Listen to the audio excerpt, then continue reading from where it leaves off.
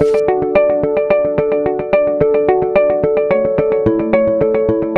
business in India, it has been very unique, right? We did obviously see a huge amount of influx from parents that wanted to use the platform for their children at home. But the other thing that has really worked for us is that the realization by the larger players in the B2B sector, like the schools, et cetera, or in the government, that there's a need for a digital platform or a digital offering, right? Because you don't know when a pandemic like this can come again, and it's already been a year where the children have been out of school. So we're seeing a huge amount of interest, and we are working with already multiple state governments.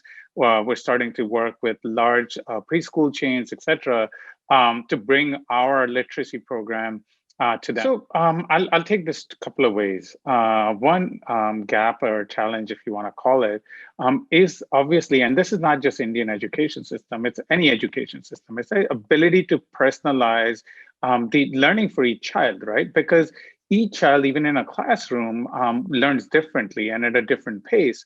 Now, this is a common challenge, and this is where Square Panda really comes in with its personalized system, where depending on how the child is progressing, the platform will progress with them, right? Slower, faster, et cetera, et cetera. And because each individual child may learn certain concepts fast, some will learn it slow. So that is something that we really is one of our USPs. The other part of it, when it comes to the government, because I mentioned that our big thing has been the government, is that the ability for a private player to come in and set the standards of the education system, right? And bring platforms and technology to these hundreds of thousands of schools across India that will hold millions of children, right?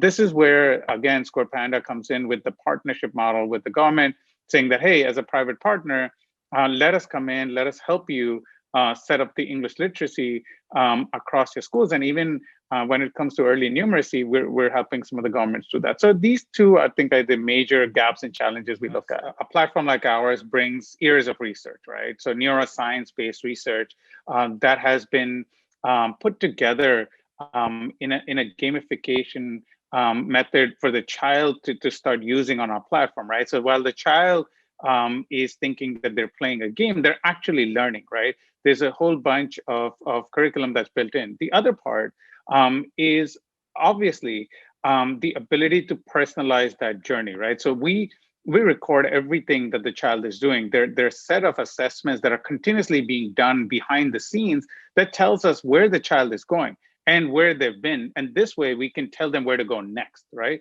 That's the power of technology that we have. So we're looking at this very many different ways, right? First of all, as an overall platform, we have enhanced the platform to have both digital as well as physical components to the learning, right? So that it's not always fully digital. The reason we did that is because, yes, there is a limitation of technology across different parts of India. That's changing, by the way, quickly, right? Governments are investing heavily into bringing technology in, even if it's tablets or PCs or internet, everything is being invested. So one is that is already happening. So what we want to do is, even if there is one tablet, let's say in the classroom, then we want to be able to use that one tablet to get what the child needs to learn through that tablet. Now, that's why I said there is now a physical and a digital component to everything we do, so that we can achieve the goals while still using the platform that we built. Now, the other part of it is obviously we are changing our technology as well, because a lot of the rural and other parts of India, they already have desktop PCs, right? They may not have a tablet in the school, but they have desktop PCs that they've invested in, or a laptop. So we're taking what we've built for a tablet or a phone and now porting it over to these desktops and laptops, so that the investment into the new technology didn't need to happen. We can use what they have, but still achieve the ultimate learning outcomes we want to achieve. So both changing our curriculums and being able to expand in digital and physical, as well as changing our technology stack to ensure that we can also service schools that already have desktops or laptops if they don't have tablets or phones available to them. The last piece, just as I'll close that off, the other thing that we've done is that our adaptive engines are not only cloud-based, right? Something that everybody will talk about when you use AI/ML, needs a connection continuously to the internet, right, or to the cloud. We actually have divided it into two sets, right? There's actually an adaptive engine that sits on the local machine, so that if the internet is not available, it will continue to be adaptive. It's not going to just be there. And when it gets the cloud connectivity, it will obviously sync back to the cloud. But if it doesn't, it will continue working in the offline mode that without the internet. Honestly, the way Square Panda is structured and the way I like to look at India, we don't look at number of technologies. What we want to ensure, like you said, is can we create enough reach with whatever technology solutions we want to put in? So for instance, instead of going forward in technology, we actually stepped back and started implementing desktop and laptop versions, which normally is a step back. But because that's what the market needs, we went ahead and invested in it. Where we're investing heavily is, again, like I said, our adaptive logic, right?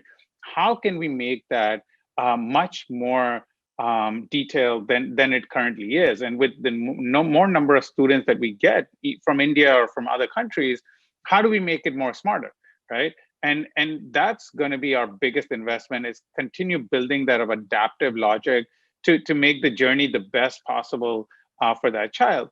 The last thing we're obviously looking at is an ability to bring VR or virtual reality as part of the learning process, right? But again, the challenge is the technology is not available in most part of India. So, or the technology infrastructure, I'm sorry, is not available. So we want to ensure that when we bring that in, it's the right time, right? Even though we'll invest in it, we'll build for it, but we will wait till the time is right to roll it out. Because if you have a technology solution, but nobody can use it, it really doesn't matter. And an ultimate goal for Square Panda is that we need to be able to expand across India, right? We shouldn't only be looking at the large metros. We want to go into those rural areas. We want to go to tier 2, tier 3. But to do that, we have to be very careful on what technologies we invest in, and really support what the market needs instead of us driving what technology we should be putting in. So obviously adaptive, virtual reality, and then we'll continue to invest in our cloud infrastructure to work on offline modes and all, so that when internet is available, there is syncing back and forth between our cloud and our local machines, etc. So those are the things that we're looking at heavily. For more updates from CXO TV, please like and subscribe to our channel.